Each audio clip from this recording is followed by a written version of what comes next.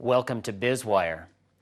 Of China's nearly 1.4 billion men, women, and children, more than 300 million people smoke cigarettes, which is, as the World Health Organization says, an epidemic.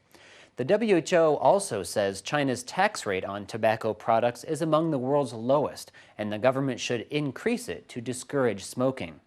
About half of Chinese smokers spend just 5 yuan or 80 US cents on a pack of 20 cigarettes, which is much lower than the average cost in developed countries. Total taxes on cigarettes account for about 50% of the average retail price for cigarettes at the global level, with the average price of a pack around $2.50. Lower and middle income countries have both lower prices and tax rates on tobacco.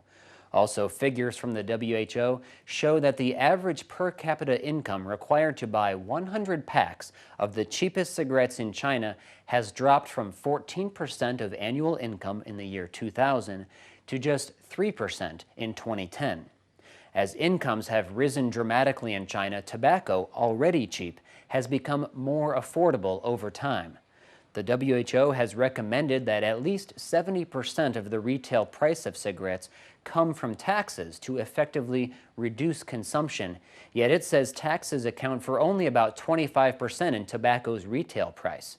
In 2009, Chinese authorities hiked tobacco taxes by around 6%. That did not, however, affect cigarette prices, at least at the low end, as tobacco companies in many cases chose to absorb the modest tax increase to maintain sales.